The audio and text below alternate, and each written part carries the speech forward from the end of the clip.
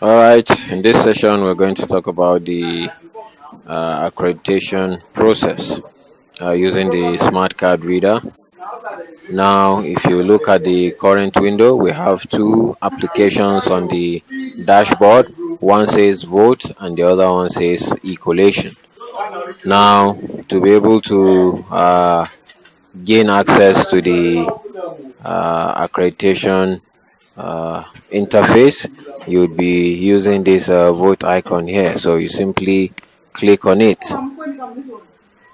and then you wait for a little while before the interface appears. Now it says network is not available. Do you want to set it up? Just click on no. Now you have two fields here, the name field and the password. It is required that on this name field you input the word user. If you find anything else aside the user here, you simply have to click on it and then use the back shift key to wipe it and then input back the word user on that interface, all lower cases, and then you click on next and then type in the password, which is 1632, and then click on done and then you click on login. Now it shows you the current PU configuration. It will disappear after a while. Now when that banner appears, let's take a look at it again. Maybe if you didn't pay much attention, you use that as a form of indication of the current polling unit to which the smart card reader have been configured to. So we'll go over that again. So if you find that the polling unit is configured entirely different from the polling unit you're supposed to have, you have to call on the attention of the technical support person to come and take care of that. And this is usually done on the eve of election while you are at the rack centers. So when you click on login, so you see PU code at 416.100. This tells you the current polling unit this device have been configured to. If you find anything different from your own polling unit there, you have to call on the attention of the technical support person, RA Tech, that will be with you on the eve of election. Now we have 6 icons here. One says verification, query, communicate, information, log out, and close V. In order to verify and authenticate the voters, you use this icon. If you want to, at the end of the close of the poll, and you want to query to see the number or the statistics of the persons that have been accredited using the smart card reader, you use the query. Then the communicate is the interface you use to send the total number of persons that have been accredited on this machine to the INEC back-end server. That is at the close of the poll. The information just tells you certain information about the device, baseband, Android version, software version, and the likes. You use the back arrow and quit. And the close V, if you tap on the close V, that means you intend to close the accreditation for that particular exercise. So it is advised that you close V at the end of the accreditation exercise. And of course, log out is to log out from this present interface. Now if you look at this, let's quickly look at this communicate interface. If you look at it, you have 2 icons here, the upload and then the back key. If you want to send the data to the INEC backend server, you make use of this. If the device have been appropriately configured and there's internet connection, you make use of this arrow. So right now, if I attempt to do it, it will tell me to configure this device for internet connection because it cannot sense any. But for the purpose of this particular tutorial, I'm not going to run through that. It is expected that we have pre-configured internet source before we engage that particular app. So you simply tap on escape key to leave this interface. The escape key is the ESC key on the smart card reader, and then click on the back arrow. We return to this interface. Now we use this verification icon. We use the verification icon to access the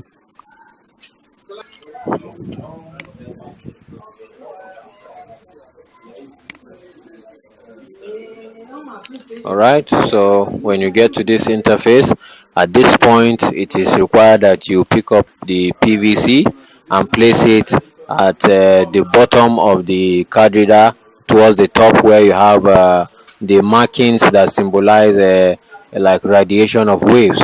So you pick up the PVC and place it directly at the back of the smart card reader, where you are supposed to read the card. That is somewhere very at the top, very close to the top, where you have those radiation markings.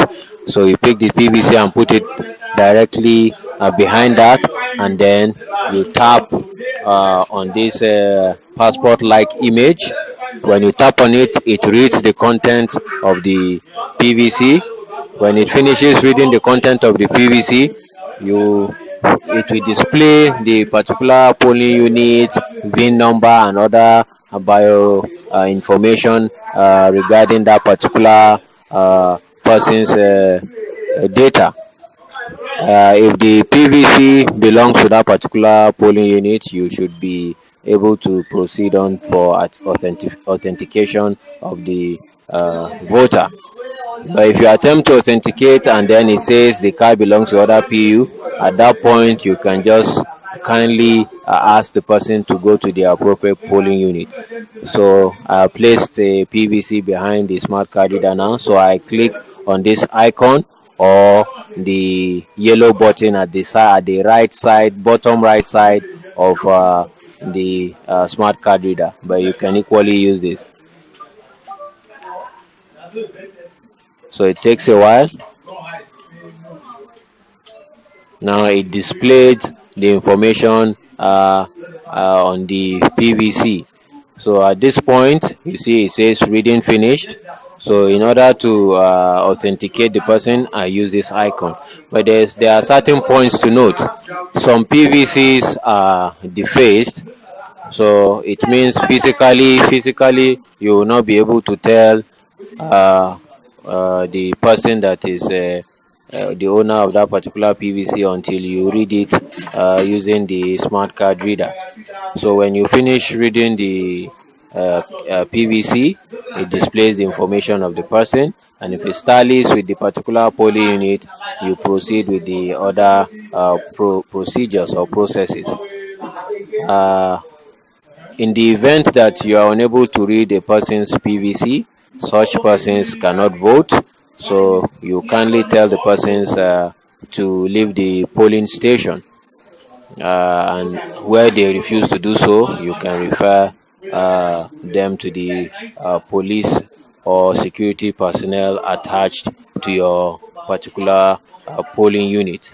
If you read the card, if the physical card belongs to the person, and while you read the card you find out that the information inside the card belongs to another person, and if you cross check the voter register, what you have on the voter register coincides with the physical characteristics of the card, and you could clearly see that on the voter register the person that is holding the PVC is what you have on the voter register, such person is allowed to vote.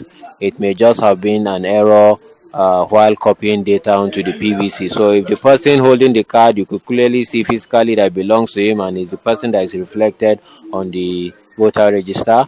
But while you read it with the smart card reader, you find the data of some other person. Such person is allowed to vote.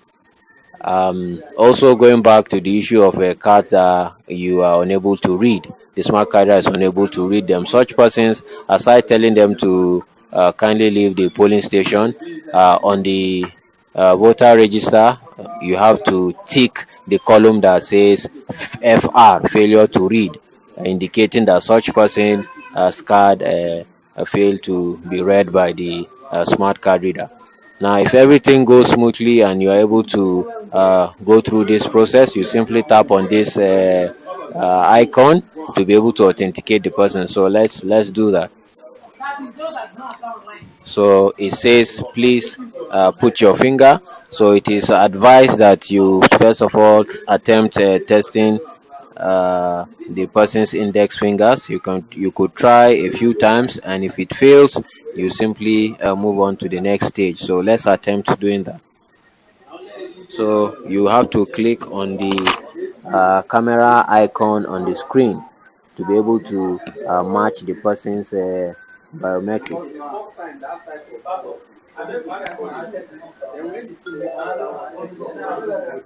Verification failed. So it says verification failed. Now I go on again Please put your finger. and then attempt to try another finger or the same finger.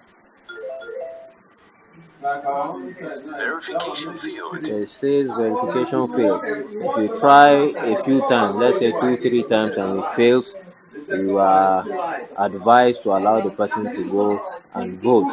But then on the voter register, you have to tick the column that says FA against the person's credential, and then you proceed on to accredit another voter.